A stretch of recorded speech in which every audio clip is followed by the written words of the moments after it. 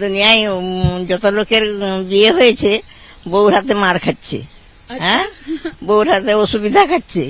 তার জন্য আমার ছেলে খুব সুখে আছে। কখনো মন খারাপ লাগে কি? না, দেখছি তো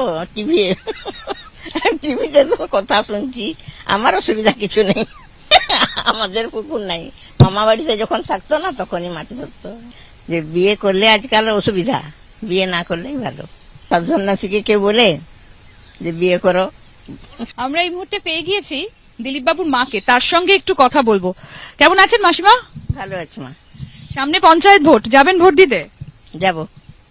কিন্তু এই গ্রাম পঞ্চায়েত বিজেপি প্রার্থী দিতে পারেনি, তাহলে কি করবেন? তাহলে যাকে পারবো দিয়ে দিব। আচ্ছা, আপনাদের বাড়ির সামনের এই রাস্তাটা দেখলাম খুব খারাপ, অসুবিধা হয় না যাতায়াত করতে?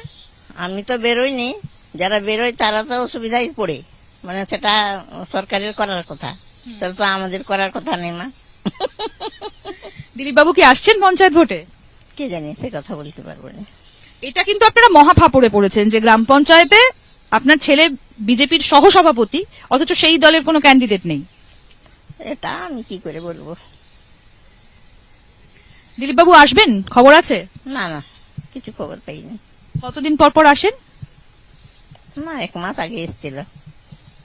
আচ্ছা, আপনি যান কলকাতাতে? গেছিলাম 2-3 বছর আগে, ঘন ঘন যাইনি, কোথায় থাকবো। ছেলের কাছে তো সবাই বেটা ছেলে, আমাকে নিয়ে কোথায় রাখবে।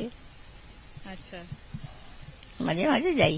আপনি বললেন যে ছেলের কাছে গিয়ে কিভাবে থাকবেন, সবই বেটা ছেলে। ছেলেকে বিয়ে দেওয়ার কথা কখনো ভেবেছিলেন কি?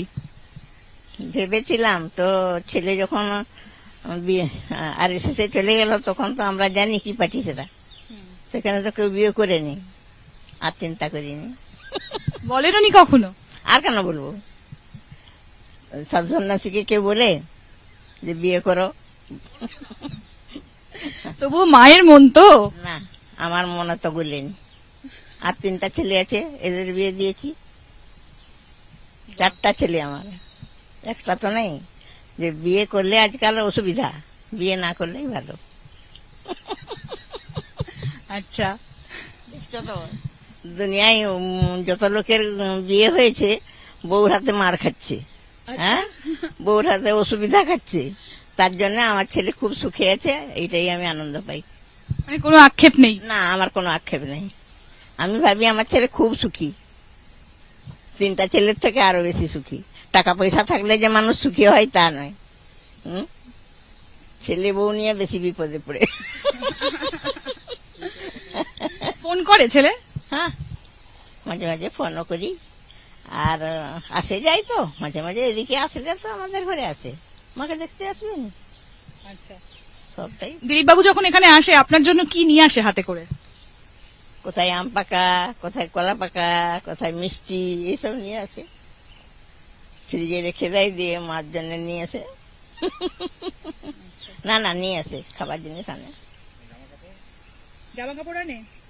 আমার জন্য কাপড় চোপড় আনেনি, ওই যে ভাইয়ের মেয়ে, এদের জন্য 2-1টা নিয়ে আসে। দিলীপ বাবু তো এখানে থাকেন না, কলকাতাতেই থাকেন বেশিরভাগ সময়, কখনো মন খারাপ লাগে কি? না, দেখছি তো টিভিতে তো কথা শুনছি, আমার অসুবিধা কিছু নেই। সে আমাকে দেখতে পারেনি, কিন্তু আমি তাকে দেখতে পাই, রোজ তো দেখি। আগে নতুন নতুন যখন বেরোতো তখন বাচ্চারা বলতো ঠাকুমা গো জেঠু বেরিয়েছে, খালি হাই ফাই হয়ে যেত। কিন্তু আজকাল আর অতটা হয়নি, এখন বাচ্চাগুলো বড় হয়ে গেছে, আর সব সময় তো দেখছে আর কি। আমাদের পুকুর নাই, মামা বাড়িতে যখন থাকতো না তখনই মাছ ধরতো। তখন সেটা শুনেছ?